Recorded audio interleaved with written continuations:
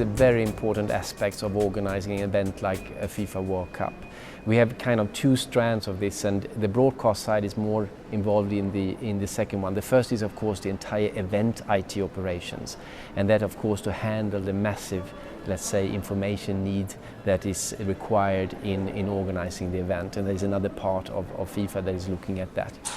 On the broadcast side, we need very good telecommunication to transport the television feeds, and because of that we have to have the state-of-the-art telecommunication in the host territory where the FIFA World Cup takes place.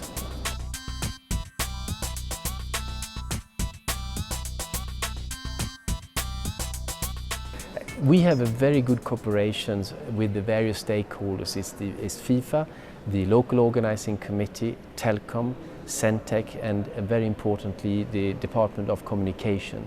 We have constant working group and audit group to make sure that the infrastructure is at the level that we need, and I can confirm that we are very happy with the development that has taken place actually during the several past years, and we saw that during the FIFA Confederations Cup that we were able to use the telecommunication infrastructure as intended. So we are very pleased with the results that we had in June this year.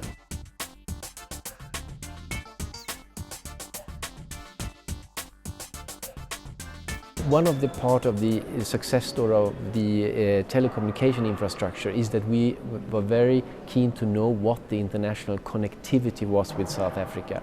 And there we had very good news in that sense. The existing cables that exist both on the east and west side has been upgraded to reach the need that we have. But then if we add on top of that, for example, SEACOM, it's very good because that makes it even more choices for the media rights licensees and ourselves that needs to transport feeds out of South Africa. So it's very good for the bandwidth side of the international connectivity.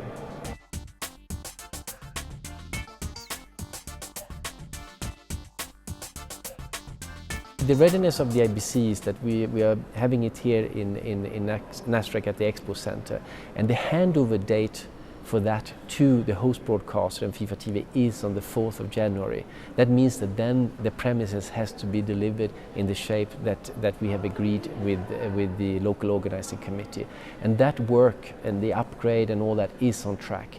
And please remember that it's the host broadcaster that then do the internal design and structures, TV studios. I mean, it would be the biggest, so to say, television hub in the world during that month next year. And in that sense, we are very confident that that would be a success story as well. And the upgrade and the work together with the various stakeholders there is going on in accordance with plan.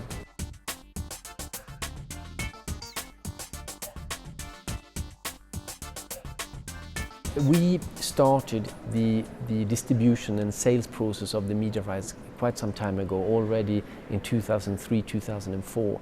And we actually started concluding the first deal in 2005. And FIFA decided actually to take all this in-house. And so all the events that FIFA has had since 1st of January 2007 has been in this new structure. And we're happy to say that in principle the entire world's 2010 FIFA World Cup TV rights have now been distributed. We might not know the exact TV broadcast in every territory, but we have placed the rights everywhere. And that means that we will get this World Cup shown in approximately 200 territories.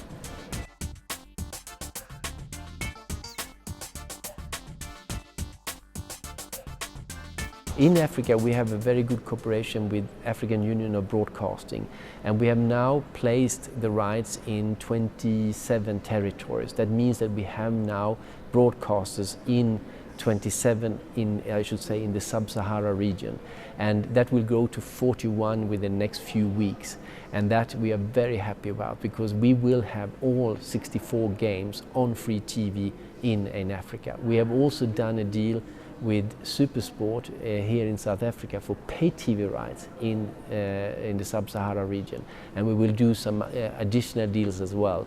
But with this distribution, we are sure that will be very difficult to miss a game in Africa. We're also working very hard with and very aggressive radio distribution, and that we will also make announcement in due course. And in Northern Africa, we're working with ART, Arabic Radio and Television, and that cooperation is also going very well. In that sense, the entire Northern Africa is already covered with TV rights distribution.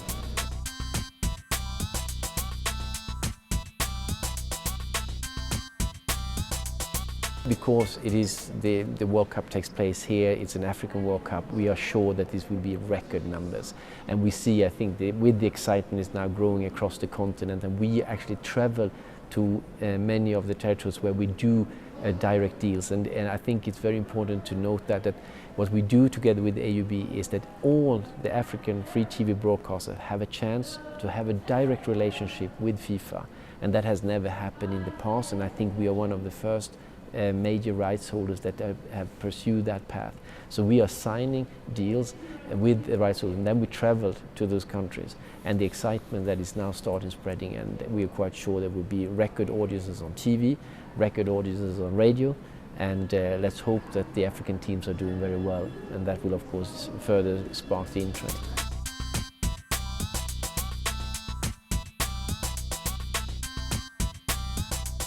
We have decided to separate the two in order to facilitate a large rollout of public viewing. We think it's a very important part of the World Cup that people come together and watch the game outside.